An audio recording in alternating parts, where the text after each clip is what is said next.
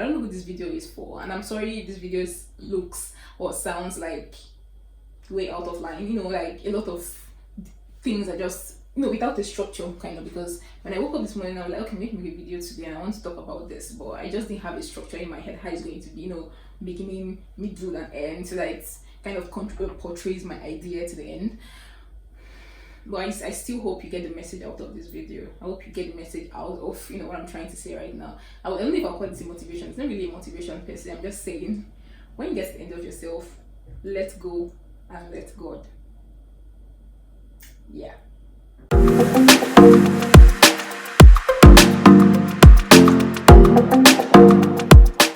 A control freak is someone that basically controls everything in their life. They control every situation. They want things to turn out the way they want it to turn out, how they want it to turn out, when they want it to turn out, with whom they want it to turn out. Yeah, they control that. Hey guys, welcome to my channel. My name is Adaz. If you're seeing me for the very first time, welcome. Here we give knowledge, tips in the midst of vibes. And today I'm going to be vibing in the sense of controlling, being a control freak. As I'm talking to you, I'm talking to myself too, because I feel like most times you just want to, when we say this year is gonna be my year, this year I want things to happen to me this way, not just even year on a general sense, when you have to be like simple tasks, yeah, I want it to happen this way, I want it to go this way, blah blah blah. I get that. I mean, I'm not saying that it's wrong for you to kind of plan your life and plan how you want things to get done. But what I'm saying is that sometimes you really can't control how things turn out, and when things happen this way, cut yourself some slack. Give yourself a break.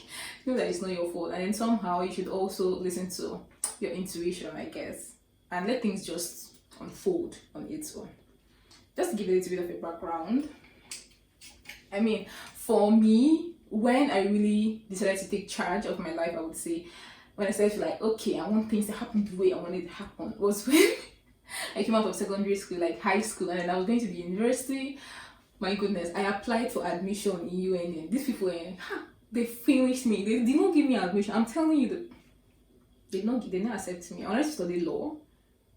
It didn't work out. I'm like, wait. Me, study law. I don't want me to get admission. The funny thing was that I wasn't so pained because I didn't really like law. I just wanted to do it because it was like a professional thing to do. Yeah. Well, as it turned out, I didn't get the admission, and I was like, okay, what's the next best thing? I started to study. I started to study English because I'm not I'm not science inclined. When you say atoms move around in the molecule, like things that surround, I'm like, what the hell are you talking about? I don't see atoms, I don't see molecules. So I could not really relate with science. And also I'm not a science student. But for the arts, it makes sense when people say things and like try to. Arts just have a different kind of vibe, and I could just relate to it. And then I was in the arts, and then I studied English in school. The funny thing is, when I was in school studying English, I was already thinking, when I graduate, what am I going to do? I mean, what am I going to do? What career will I have? And then the thing that was coming to my head was, you're going to be an English teacher. On an average, that's basically, that's mostly what was going to happen on an average. I'm not saying that everybody that studies English ends up being an English teacher. I mean, there's some people that come out becoming AOPs, like people that. But me, I know that I don't have that kind of calling. So it was English teacher part that was just staring me in the face, and I didn't want to do that. I didn't want to be an English teacher. I did it for a while, it's fun, but I didn't want to do it on the long run, you get. So I was just looking for extra things to do, things, to kind of spice my life up a bit. And that was how I started doing Chinese, and then I went to China. And even while I was there, I'm like, okay, I also want to be a Chinese teacher, I'm going to do something else. And that's okay, yeah, I came to Europe and I started studying business and all. The point is, since I've been here, I mean, I came here with the idea of I'm going to build my career here. I'm going to, try to sort things out. I didn't have a complete picture or like a complete the specific thing I wanted to do. I just knew that I just wanted to come here, build my career, build my life, and then let's see how things progress. And I started applying for jobs. And I'm like, okay, what skill do I have right now that's going to help me in this competitive job market? Oh my goodness. And then, I mean, the only did I say skill, or the only experience I had was like translating? I'm like, okay, I also didn't want to become a translator because translating, being for you to, I feel like for you to be like really big in translating, so you're translating for presidents, when you go to the UN, that kind of thing. And I'm not saying it's not possible, I'm just saying that, let's be real, okay? So I also didn't want to be like a translator, and it just didn't click with me. So I started looking for jobs that things I could do and stuff, and then funny enough, I I ended up doing something like I'm currently doing something that I wouldn't say it didn't cross my mind at some point. I thought, okay, yeah, I could work in HR. But when I came to Germany, people told me like for you to really survive in HR, for you to be really, really successful in HR, you need to have like C2 German. And my German is not even close to So I was like, okay, maybe HR is not really for me. Let's just keep it on the side. But funny enough, I just ended up, being in HR, and I'm like, I really love it here. Like I like working with people. I get the whole this. And I really like doing HR. But even in the midst of everything, I'm also thinking, okay, in the long run, what happens in the future? Right now, it's all good. It's all good. It's all good. What happens in the future? And this is where this whole control freak thing happens. I always have this impulsive need to really control everything that's happening. Or really, be like, okay, I want it to happen this way. I want it to happen that way. Blah blah blah. But the truth of the matter is, you really can't control everything that happens in your life. That's just the summary of the whole gist. You really can't control everything that's happening in your life. Sometimes just let things be. Let the chips fall, and whatever path life takes you, you just go with the flow and stuff.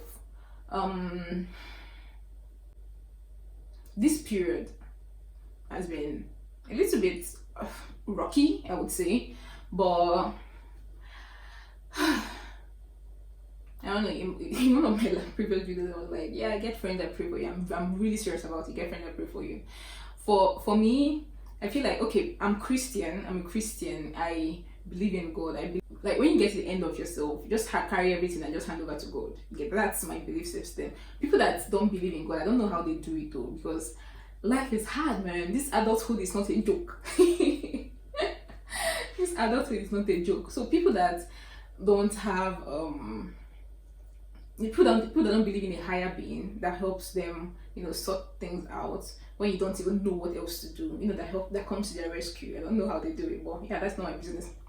I'm talking about for myself and for fellow Christians, for those that believe that there is a God. I'm saying that when you get to the end of yourself, like when you know you've done everything you can do, when you know you're exhausted, you're completely exhausted, you can't do anything else, call on God. And I'm not saying that you should wait until when you get to that point before you call on God. Always take God with you, wherever it is, like whatever it is you're doing. Always take God with you, because to be honest, you really can't do anything without Him. If He doesn't wake you up in the morning, I mean, let's start from there, from the very basics, right? If He doesn't wake you up in the morning, so all the wonderful plans you have, all the great plans you have, you can't even do anything about them, because I mean, you're gonna be dead. You get, right? But sometimes, as humans, we work hard, we try to do things, we try to, really push things forward, and be like, okay, yeah, I did this, I did that, blah blah blah. People really don't see your struggle, I know that, but still, when you get to that point where you don't know what to do anymore, you're like, already leaving, you just leave your hands, like remove your hands off it. And that's what I'm doing right now. At this point, I know what I want. I know, to a certain degree, this is what I want out of my life. But also, I know that I can't control this. I can't do anything about it. This is how it's going to happen. And I'm just saying, God, just take control. Whatever it is your plan is for me, just take control. I also know that God's timing is always the best. I'm talking from experience, I'm telling you. I won't give you all the details, but I'm telling you, God's timing is always the best. He shows up when you need it the most. Honestly, shows up when you need it the most. So I don't know who this video is for, and I'm sorry if this video looks or sounds like way out of line. Like a lot of things are just without a structure, kind of. Because when I woke up this morning, I was like, okay, make me a video today, and I want to talk about this, but I just didn't have a structure in my head how it's going to be. Beginning, middle, and end, so that it kind of portrays my idea to the end. But I still hope you get the message out of this video. I hope you get the message out of what I'm trying to say right now. I don't know if I'll call it a motivation. It's not really a motivation per se. I'm just saying, when you get to the end of yourself, let go and let God. Yeah. Okay, guys. So let me continue cooking this my porero. What are you guys having for lunch today? I'm having a potato, and I'm going to make a little bit of sauce. It's been a while since I ate potato. Here I'm exploring my potato culture. I want to say potato culture. Like, I'm exploring the things you can do with potato, because a potato is one of the major food, or major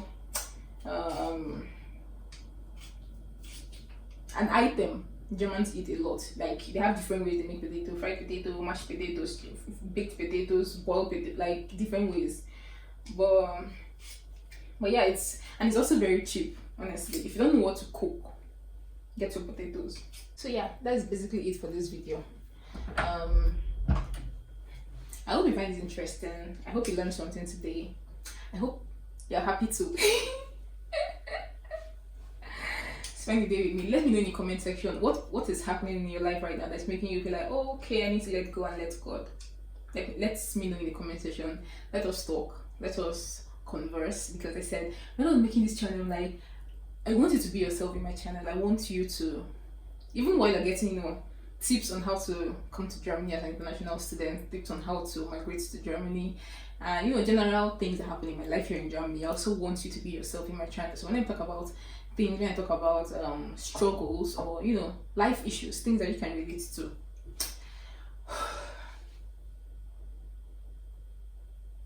I also want you to feel normal. Just be yourself here in my channel. And that also applies to my fellow small YouTubers. I mean, it comes to the end of yourself. You're making video, you're making content, trying to be consistent, blah blah, and then it helps to boost your channel, but you're not getting that growth. You're not getting the kind of growth you want. Let go and let God. I mean, you really can't do yourself. You really can't do anything. Just be praying that one day YouTube will remember you, the YouTube algorithm will remember you, and then your videos begin to explode. For me, my goal is very tiny this period. I just want to be alive. I just want to make it to the end, honestly, because, man.